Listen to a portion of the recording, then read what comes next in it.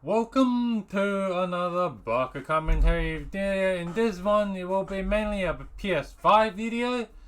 So, as we all know, the PS5 has increased their price internationally by Sony, and Austin Evans has recently made a video, brought this more into daylight, and gave it more exposure.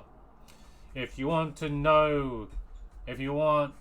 to watch his video first before my videos, cool, go watch his and then come back to watch mine.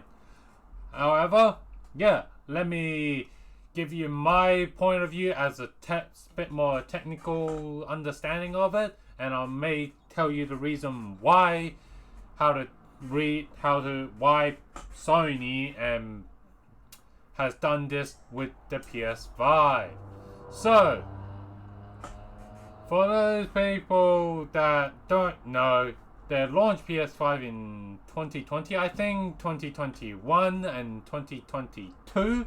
Each year Sony has made small adjustment to the PS5, and for the 2022, they seem to have massively changed the PS5, not externally, but internally. Internally, Sony had the 2022 model has a new SoC, new heatsink. It's very clear as shown by Austin Evans' video. However, I think, is Sony in the legal right to sell a PS5 like this? I think their legal department's like, yeah, in my technical view, yeah. They have clearly done the legal obligation to show the consumer of a new model. As well, again, Austin Evans showed it. The difference between each of the 2020, 2021, and the 2022 model. So for the people that are kind of wondering, what is this year's 2022 change?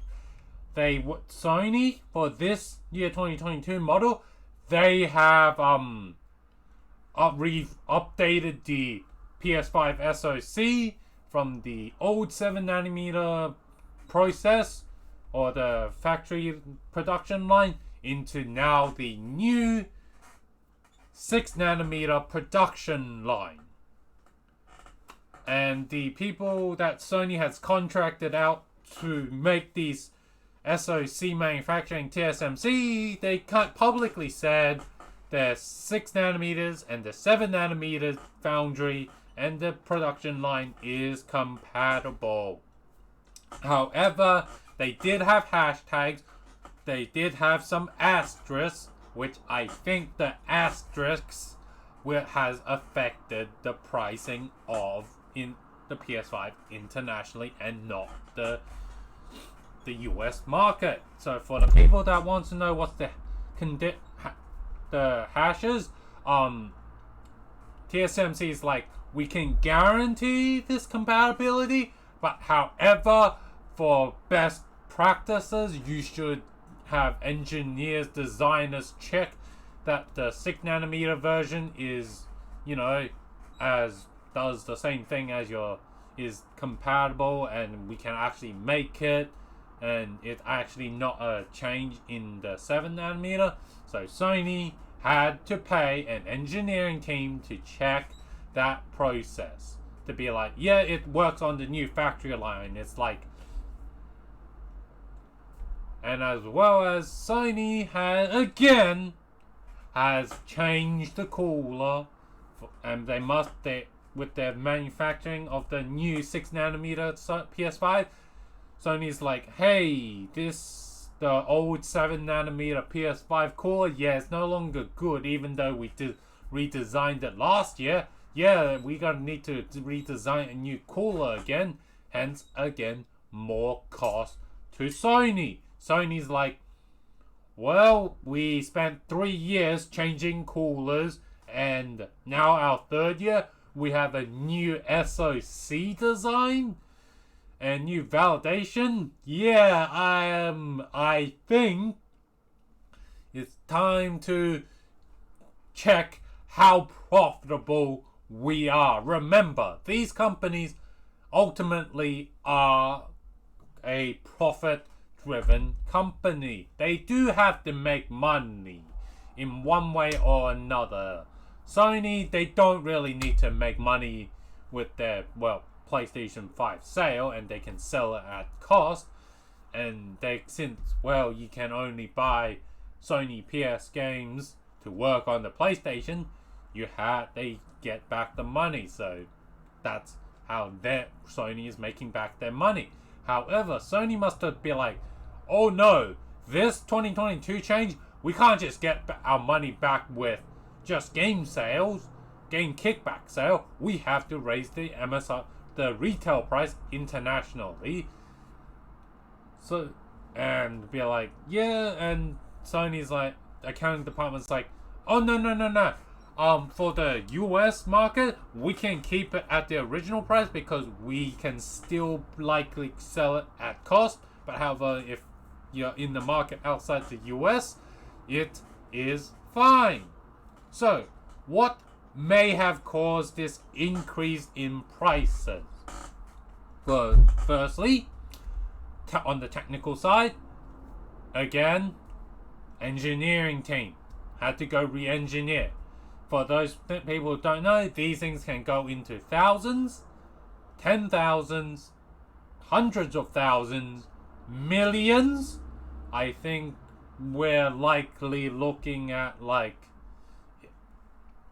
around million mark for this PS5 2022 edition. I don't have the exact numbers, but from what I've seen from other, similar industry of the PS5, we could be potentially looking at millions of R&D synced into the new 2022 edition PS5, and Sony is like, we got to quickly make this back. We gotta make it back within at least a PS5 life cycle for those people. And and as well as, unfortunately, another thing that may have caused it is the whatever the international currency being converted into the local currency. That again may have changed, and Sony's like, look, the United States the overseas money is worth less, and we are trading in the US dollars. I think it's best safe for us to increase the overseas dollar amount asking price. We're gonna be able to keep the US dollar price. And also, for the people that paid attention in this video, you would have noticed I am referring to always US dollar. You wonder why? Even though Sony is a Japanese company, you would think they would trade in their native Japanese yen. No, international trade, for those people who don't know, are done a lot of times in US dollars / gold. But you can't really pay employees with gold bars unless you are like some rare country that you can get gold ATM machine. So the next best thing, US dollars to pay the bills for the raw material and the engineering cost. Anyway, hence why I think this is all the reasons of Sony increasing their prices for the PS5. Anyway, I hope this video has given you some more insight. If you have a few questions, feel free to comment down below this video. I'll do my best to answer your question. If you like this video, if you think this video is useful, like and share the video so more people can look at it to understand this new PS5, why is it gone up in cost. If you like this style of content, please subscribe to my channel, and I'll see you in the next video.